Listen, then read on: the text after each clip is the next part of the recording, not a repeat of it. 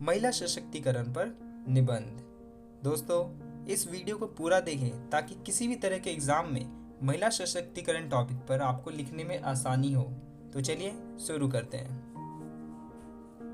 महिला सशक्तिकरण को बेहद आसान शब्दों में परिभाषित किया जा सकता है कि इससे महिलाएं शक्तिशाली बनती हैं, जिससे वो अपने जीवन से जुड़े हर फैसले स्वयं ले सकती हैं और परिवार और समाज में अच्छे से रह सकती हैं। समाज में उनके वास्तविक अधिकार को प्राप्त करने के लिए उन्हें सक्षम बनाना महिला सशक्तिकरण है।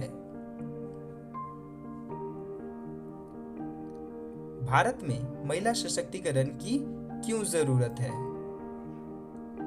जैसा कि हम सभी जानते हैं कि भारत एक पुरुष प्रधान समाज है, जहां पुरुष का हर क्षेत्र में मंक दखल है और महिलाएं सिर्फ घर परिवार की जिम्मेदारी उठाती हैं। साथ ही उन पर कई पाबंदियां भी होती हैं।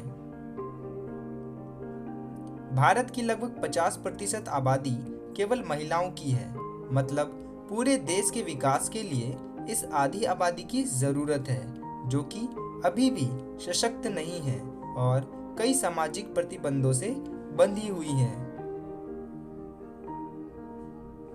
ऐसी स्थिति में हम नहीं कह सकते कि भविष्य में बिना हमारी आधी आबादी को मजबूत किए हमारा देश विकसित हो पाएगा।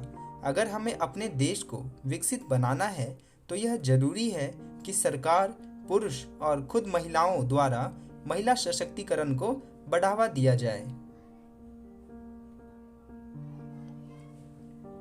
महिला सशक्तिकरण की जरूरत इसलिए पड़ी क्योंकि प्राचीन समय से भारत में लैंगिक असमानता थी और पुरुष प्रधान समाज था। महिलाओं को उनके अपने परिवार और समाज द्वारा कई कारणों से दबाया गया तथा उनके साथ कई प्रकार की हिंसा हुई और परिवार और समाज में भेदभाव भी किया गया। ऐसा केवल भारत में ही नहीं बल्कि दूसरे देशों में भी दिखाई पड़ता है।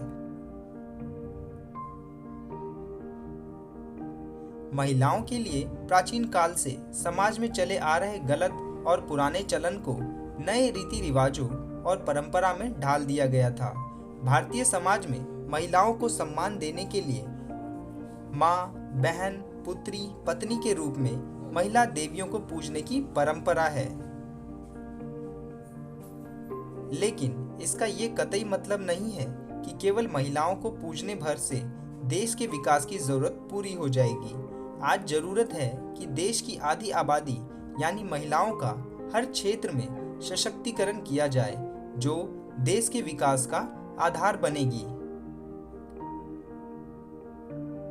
भारत एक प्रसिद्ध देश है जिसने विविधता में एकता के मुहावरे को साबित किया है। जहां भारतीय समाज में विभिन्न धर्मों को मानने वाले लोग रहते हैं, महिलाओं को हर धर्म में एक अलग स्थान दिया गया है, जो लोगों की आंखों को ढके हुए बड़े पर्दे के रूप में और कई वर्षों के आदर्श के रूप में महिलाओं के खिलाफ कई सारे गलत कार्यों, शारीरिक और मानसिक को जारी रखने में मदद कर रहा है।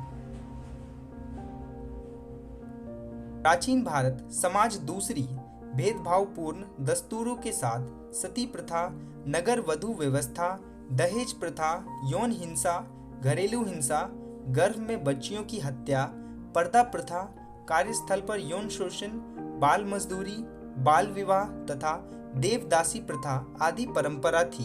इस तरह की कुप्रथा का कारण पितृ संतामक समाज और पुरुष श्रेष्ठता मनोग्रंथि है।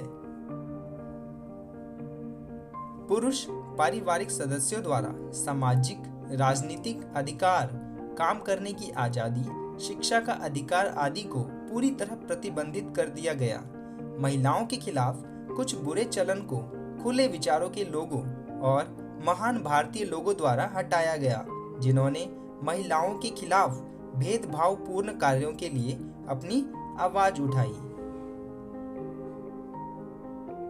राजा राम मोहन राय की लगातार कोशिश की वजह से ही सती प्रथा को खत्म करने के लिए अंग्रेज मजबूर हुए। बाद में दूसरे भारतीय समाज सुधारकों ईश्वर चंद्र विद्यासागर, आचार्य विनोबा भावे, स्वामी विवेकानंद आदि ने भी महिला उत्थान के लिए अपनी आवाज उठाई और कड़ा संघर्ष किया।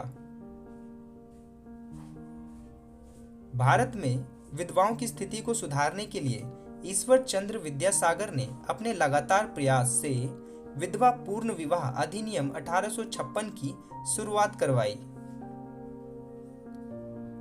पिछले कुछ वर्षों में महिलाओं के खिलाफ होने वाले लैंगिक असमानता और बुरी प्रथाओं को हटाने के लिए सरकार द्वारा कई सारे संवैधानिक और कानूनी अधिकार बनाए और लागू किए गए हैं। हालांकि ऐसे बड़े विषय को सुलझाने के लिए महिलाओं सहित सभी का लगातार सहयोग की जरूरत है। आधुनिक समाज महिलाओं के अधिकार को लेकर ज्यादा जागरूक है, जिसका परिणाम हुआ कि कई सारे स्वयंसेवी समूह और एनजीओ आदि इस दिशा में कार्य कर रहे हैं। महिलाएं ज्यादा खुले दिमाग की होती हैं और सभी आयामों में अपने अधिकारों को पाने के लिए सामाजिक बंधनों को तोड़ रही हैं। हालांकि अपराध इसके साथ साथ चल रहा है। कानून अधिकार के साथ महिलाओं को सशक्त बनाने के लिए सांसद द्वारा पास किए गए कुछ अधिनियम हैं। एक बराबर पारिश्रमिक एक्ट 1976, दहेज रोक अधिनियम 1961, अनैतिक व्यापार रोकथाम अधिनियम 1956, medical terminations of pregnancy act 1987, बाल विवाह रोकथाम एक्ट 2006, लिंग परीक्षण तकनीक नियंत्रण और गलत इस्तेमाल के रोकथाम एक्ट 1994, कार्यस्थल पर महिलाओं का यौन शोषण एक्ट 2013। निष्कर्ष, भारतीय समाज में सच में महिला सशक्तिकरण लाने के लिए महिलाओं के खिलाफ बुरी प्रथाओं के मुख्य कारणों को समझना और उन्हें हटाना होगा, जो कि समाज की पितृसत्तात्मक और पुरुष प्रभाव युक्त व्यवस्था है। जरूरत है कि हम महिलाओं के खिलाफ पुरानी सोच को बदलें और संवैधानिक और कानूनी प्रावधानों में भी बदलाव लाएं। धन्यवाद दोस्तों। तो ये थी निबंध महिला सशक्तिकरण पर। उम्मीद करते हैं कि आपको सारी चीजें एक्सप्लेन हो गई होंगी। तो हमारे चैनल को सब्सक्राइब जरूर करें। मिलते हैं अगले वीडियो में, तब तक के लिए थैंक यू, धन्यवाद।